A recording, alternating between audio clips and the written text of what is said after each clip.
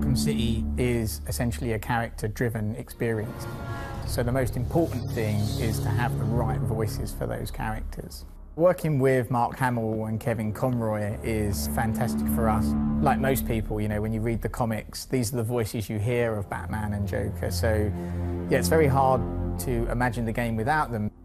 Batman isn't just this steely-eyed guy sitting on the rooftop, dropping down, making the odd, you know, quip and then punching people. You know, he's going through hell. You're not safe here.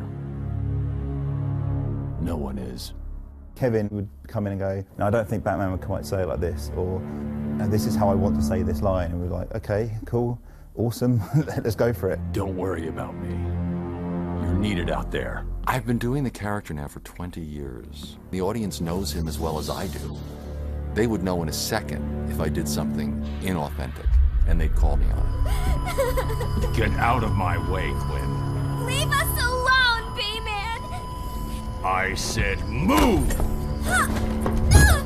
When you see Mark become the Joker when he's actually in the recording booth and doing these voices, he actually physically kind of twists himself and manifests himself into Joker. Mark, sometimes I think he actually is Joker, so he just turns up and he just nails it. In fact, we rewrote all the dialogue to really fit into where he was taking Joker. Surprise! You fell for the old sick Joker gag, Batman. There's something about scary clowns, you know, that it just creeps people out. But you of all people should know, there's plenty wrong with me. His purpose in Batman's orderly world is just to mess him up big time. Take my blood, for example. I wish somebody would. This stuff is killing me. Why should I care?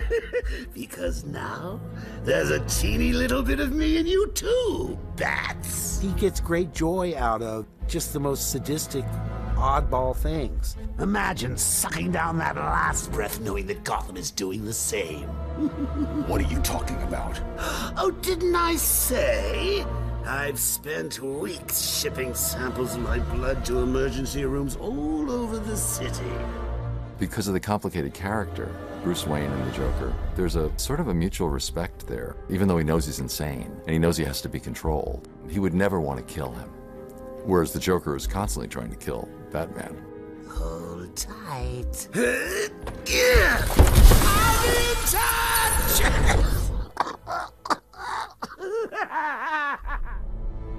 Stana, she came having prepared absolutely everything about Talia. She was a huge fan, as it turns out. You know, read all the books, read all the comics, and just really understood it right from the get-go.